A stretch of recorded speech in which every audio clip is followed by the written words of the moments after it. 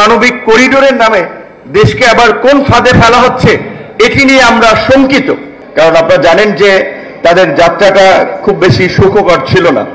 বলা চলে আমরা এবং এবি পার্টি খুব কাছাকাছি সময়ে রাজনৈতিক প্রক্রিয়ার মধ্যে দিয়ে এসেছি এবং আন্দোলন সংগ্রাম বিভিন্ন পরিকল্পনায়ও এবি পার্টির রানা ভাইয়ের চেম্বারে মঞ্জু ভাই, আমি, ববি আজ্জাজ ভাই, মামুনুল হক সাহেবের মহাসচিব জালাল ভাই অনেকেই গোপন ষড়যন্ত্র করেছে যে কিভাবে এই ফ্যাসিবাদের পতনে একটা ইউনিটি গড়ে তোলা যায়, দলমত নির্বিশেষে আপনার জেনারেল পাবলিক কিংবা আলেম ওলামা ছাত্র শিক্ষকদেরকে বিভিন্ন ফ্রন্টে মুভমেন্ট করা যায়। এটা আমরা একসাথে অনেক আলাপ আলোচনা করেছি। এমনকি এই আন্দোলনের মাঝখানে একটা ছবি সম্ভবত 17 তারিখে 17 জুলাই যেদিন আমরা গায়েবানা জানাজা করেছিলাম, আমরা 3 দিক থেকে 3টা মিছিল আমরা আনকনসিয়াসলি আসলে একত্রিত হয়েছিলাম। যদিও পত্রিকায় নিউজ করেছিল যে আমরা কোনো হয়তো প্ল্যান করে করেছি কিনা, কিন্তু প্ল্যান করে না, মিছিলে একত্রিত হওয়া। আজকে এবি পার্টির আজকে এতদিন তো আমরা একটা এই ধরনের প্রতিষ্ঠাবার্ষিকীর প্রোগ্রামও বাইরে আমরা করতে পারি নাই, এবং এখানে একজনকে দেখতে পাচ্ছি তার কথা আসলে একটু বলতেই হয় যে আপনারা জানেন যে গত 16 বছরে আমাদের যে সিভিল সোসাইটি বলতে আমরা যাদেরকে বুঝি, নাগরিক সমাজ, খুব কম মানুষ আছে যারা এই ফ্যাসিবাদের বিরুদ্ধে ভোকাল ছিলেন।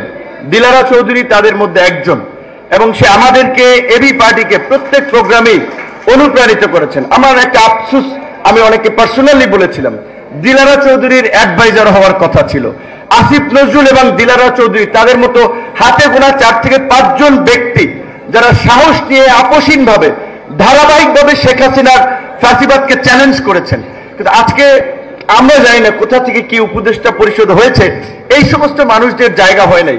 তো আজকে আমার পূর্বের 2-1 বক্তা বলেছে, সেই জায়গা থেকে আমাদের একটি কনসার্ন আছে।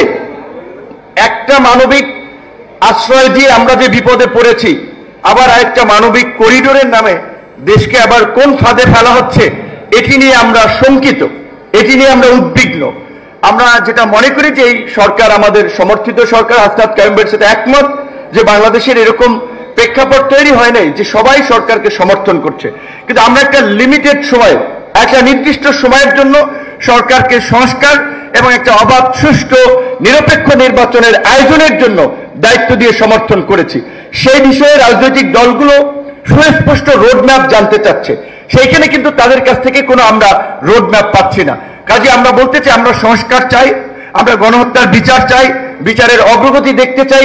একই সাথে বাংলাদেশের মানুষ 16 বছর ধরে তার যে ভোটের আকাঙ্ক্ষা, জনপ্রতিনিধি নির্বাচনের আকাঙ্ক্ষা, তারও একটা সুস্পষ্ট রূপরেখা আমরা অনতিবিলম্বে এই সরকারের কাছ থেকে আমরা জানতে চাই।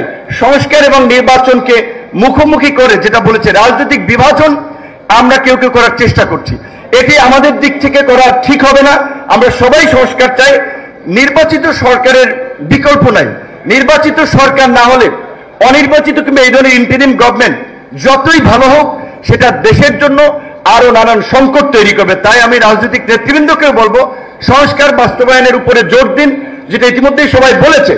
যেখানে আমরা ঐক্যমত হই, ঐক্যমতের ভিত্তিতে একটা জাতীয় সনদ প্রণয়ন করে আমরা দ্রুতই বাংলাদেশের গণতান্ত্রিক অগ্রযাত্রায় একটা নির্বাচনের দিকে যাত্রা করি, এবং সরকারকে সেই বিষয়ে অবশ্যই একটি সুস্পষ্ট রোডম্যাপ দিতে হবে। এবি পার্টির প্রতিষ্ঠা বার্ষিকীতেও আমরা রাজনীতিবিদদের সামনে এই প্রত্যাশা করছি। ধন্যবাদ।